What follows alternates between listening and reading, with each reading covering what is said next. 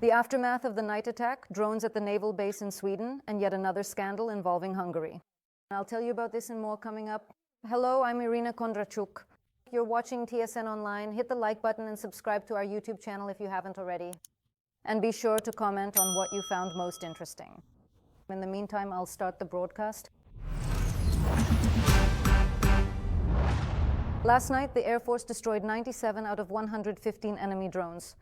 The air defenders were active in the north, south, east, and center of the country. This time, the Russians launched drones from several regions of the Russian Federation at once, as well as from temporarily occupied Crimea. The air attack was repelled by aviation, anti-aircraft missile troops, electronic warfare units, and mobile fire groups of the Defense Forces of Ukraine. However, at 6 locations, hits by 17 drones were recorded.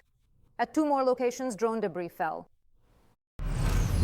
Around midnight, the enemy attacked Zaporizhzhia with 2 strike drones. A fire broke out. The occupiers destroyed a store.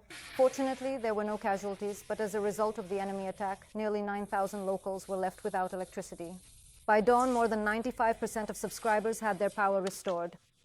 12 wounded and 1 killed in the Kherson region. Among the injured are 3 police officers. The regional center was under attack. The war criminals shelled the city center twice with artillery and also carried out airstrikes.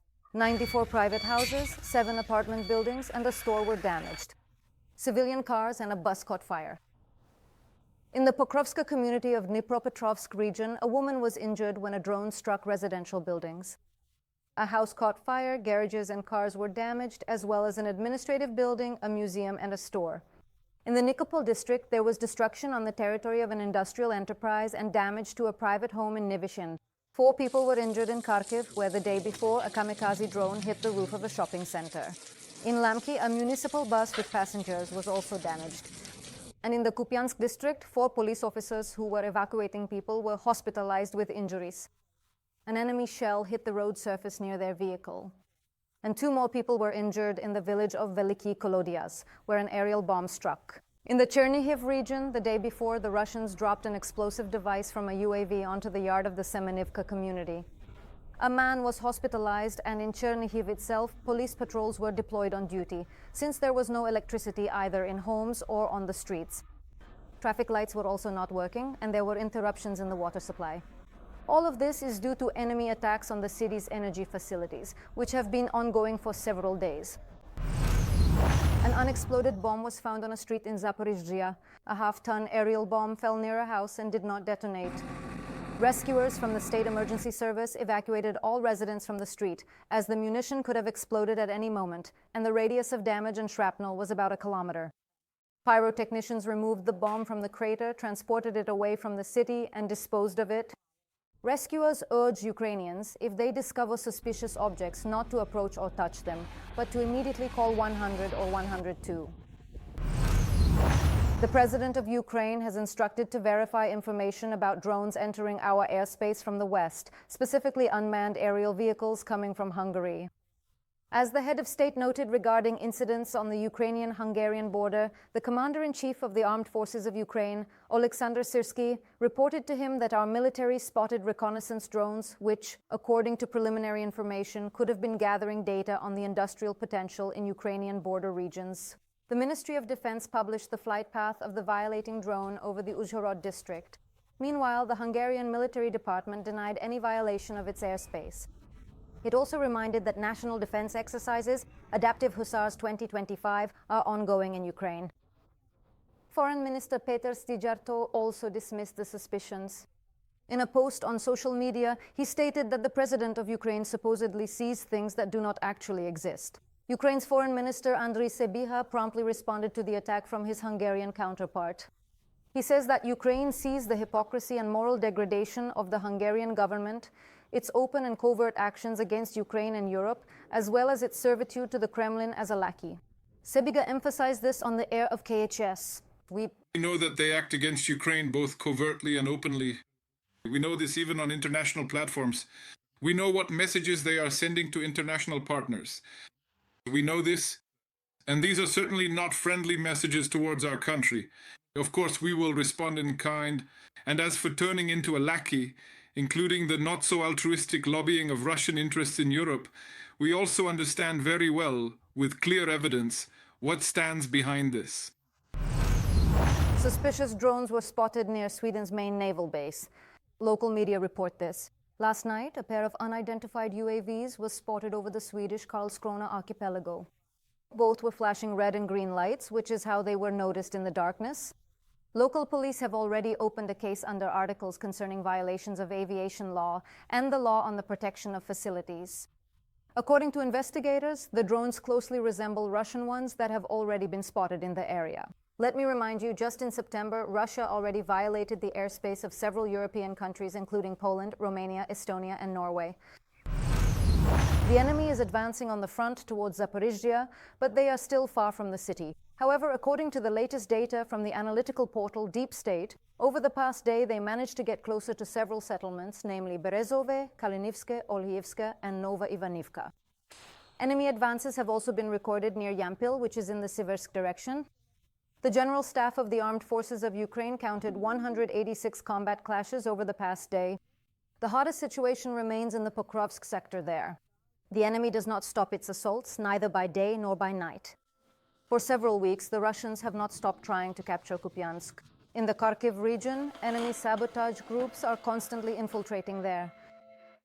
Overall, over the past day, Ukrainian defense forces managed to eliminate 970 occupiers, 3,500 enemy drones, 4 dozen of their artillery systems, and 1 tank.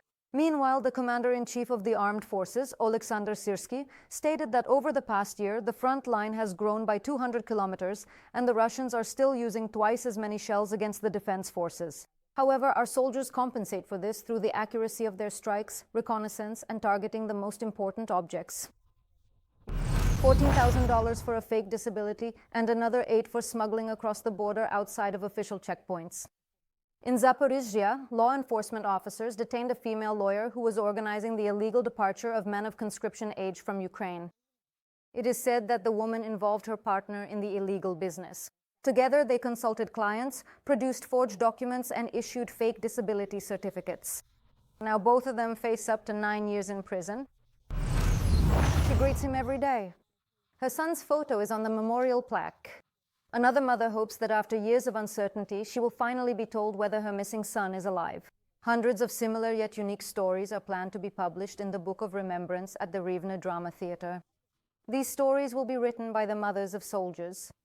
7 of them became the first audience members at a closed pre-premiere showing of the play Mothers, which is about the loss of children.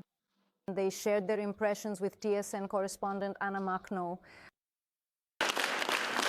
There had never been applause and tears like this at a closed pre-premiere in the Rivne Drama Theater before. The audience consisted of mothers and relatives of fallen and missing defenders. Later they will share their emotions. It even felt to me like I was about to shout home to the whole hall, and I would be screaming, home. And throughout the performance they held their breath and cried. Just like Mrs. Tetiana, we met her the day before. In this photo is my son, Kimchuk Ivan. The woman shows a real memorial plaque that was installed on the facade of the school where her Ivan once studied. I walk by almost every day. I say hello. Her son, a history teacher by profession, volunteered at the beginning of the full-scale war. He said, Mom, I'm going there so that you won't have to lie with your head bowed in the ditch. At first he was in the Kherson region. He said, Mom, the people here are golden. They share even their crumbs. Then to Zaporizhzhia and to Donetsk region. It was from there that he called his mother for the last time. Mom, he will never call me again. I was still thinking, why is he saying that? But those were his final words of farewell. A few days later, in December 2022, the family was notified. Ivan was killed. I truly hope that my beloved son did in fact turn 28 years old. And this is Ruslana Bronovitska. On February 24, 2022, Dmitro turned 25 years old. That was some time ago. He told her he was volunteering to defend Ukraine. We haven't seen him for more than 3 years.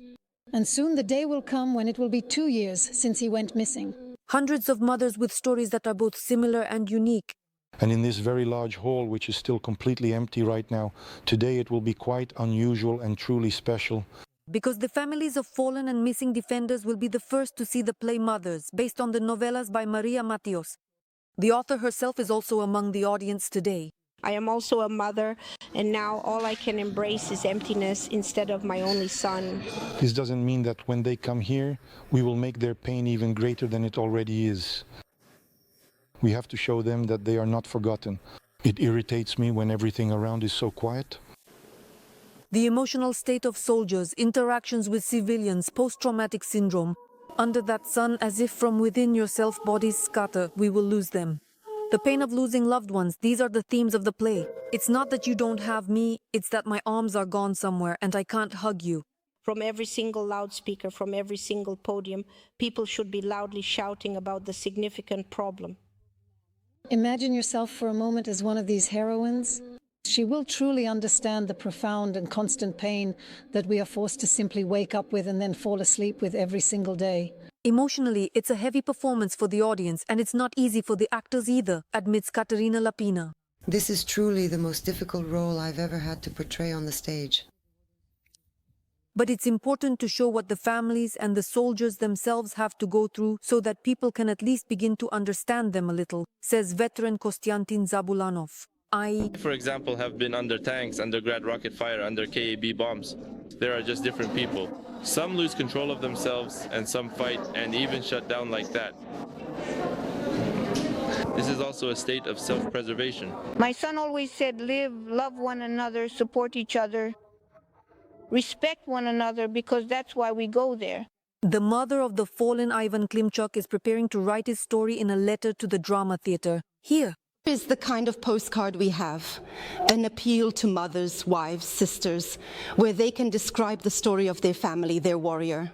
today, the theaters are telling these stories, planning to collect them into a book and publish it. Anna Maknovic, Sandra Kultunets, Rivne TSN 1+1. They traded apartments of the deceased, forged passports, and took out million-dollar loans for non-existent housing. Recently, a criminal group that practiced these fraudulent schemes was detained. The group was led by the director of a real estate agency who involved a former bank employee, a state registrar, a notary, and several front people. They had access to registries, found apartments belonging to deceased individuals, forged documents, and allegedly sold them on behalf of the heirs. It is known that in this way they appropriated at least 6 properties worth 6 million hryvnias and took out loans from banks for almost the same amount using non-existent property as collateral. The documents for such real estate were also forged. All those involved have been notified of suspicion of fraud, document forgery, unauthorized interference in automated systems, and legalization of property obtained by criminal means. The leader of the group was taken into custody with the option of bail set at 12 million hryvnias. A 24-year-old man who a few days ago hit 4 pedestrians with his car has been taken into custody in Kirovohrad region. As a result of the accident, 2 sisters aged 14 and 16 died, one at the scene, the other on the way to the hospital. Meanwhile, 2 adults, the children's grandmother and mother, are in the hospital with various injuries. The investigation established that the driver was drunk and drove onto the roadside where people were walking. He has been remanded in custody as a preventive measure, and for his actions, the man faces up to 12 years in prison. The first ever World Tram Driving Championship. International driving competitions took place in Vienna, the capital of Austria. Ukraine was represented at the competition by female drivers from Kyivpastrans. The Ukrainian women made it into the top 5 among participants from over 25 countries. What tasks did they have to complete, and what set the Ukrainian team apart? TSN correspondent Natalia Tkachuk met with the aces of the tram world. Svetlana signals to her teammate Helena. Reversing, the tram driver must stop within a marked section of the track. That's 400, 350 to 400. That's how it went. A precise tram stop is one of the challenges included in the competition program. Helena Zahorna and Svetlana Afanasieva are experienced tram drivers. This year, they represented Ukraine at the first official World Tram Driving Championship. At the international competition in Vienna, the Ukrainian women took 5th place. According to the competition rules, each country at the championship must be represented by 2 participants, a male and a female driver. Because of the ongoing and devastating war for the 4th consecutive year in a row, we've been competing as a dedicated team of just 2 resilient women. Helena is participating in the international competition for the 3rd time. She is among the top 10 tram drivers in the world and insists that Ukrainian trams are on par with their European counterparts. The tram runs smoothly and quietly. And yes, maybe to some people they creak and squeal annoyingly. Maybe they whistle, but to me they sing a song. And every tram has its own song. For Halina, her very own distinctive yellow tram sounds the absolute best. And its name is Zhuzik. Every morning I come and say, "Good morning, Zhuzik." This model of tram, the K1T306, is popularly called Bananas, but for me, it's a little bee. Like a little bee, Halina herself has been working for 15 years now. She is a first-class top-level driver. The World Championship became yet another professional challenge for her. Every time you go to a competition, you don't know how to operate the tram. They're all different. Participants are given only 15 minutes to get used to the new vehicle on the eve of the competition. All the trials are also about speed. The more agile you are, the more points your team gets. You're young. With Halia, everything was strict. To go means 2 short whistles. When you reach the first line, where there are 50 points, 1 very short whistle. That was your rhythm. She did it. For Svitlana, this is her second championship. She has been working as a tram driver for 18 years. She started back in Donetsk, and after the Russian aggression in 2013, she moved to Kyiv. Now she carries passengers on a brand new embroidered tram. Why is it that in the carriage you set the temperature on the climate control, but it decides for itself? Either it heats or it cools. Driving is a family business for Svitlana. Her father was a bus driver. Svitlana's husband, like her, drives a tram. They met at the city depot. He said that he is very proud of me and told me that I'm doing great. A lot, yes. I said that I really regret that he wasn't by my side during such an important moment. Currently, 72% of the drivers at the Kyivpastrans tram depot are women. Candidates for the World Championship were selected through a competition. Everyone who wanted to participate took an exam, both theory and practice. Halina and Svitlana did the best and proved their professionalism at the championship, surpassing competitors from 20 countries around the world. What the girls accomplished, not only are we happy, we are very happy. Once again, we have shown that Ukraine has the people, the knowledge, and the ability, and we will continue to promote this type of transport and raise Ukraine's profile on the international stage. The tram driving championships are designed to popularize the profession, to raise safety standards and improve the quality of passenger service. The next competition will take place in 3 years. Who will go will be decided by the qualification committee. But the girls are already gearing up for another season. So that Ukraine takes first place. Natalia Kachuk, Ivan Pavlovich, and SN 1+1. This is where this segment ends, so check if you haven't missed anything important in this video and be sure to write what you found most interesting. Our editorial team is already working on a new episode. The next one is at 1 p.m. See you soon.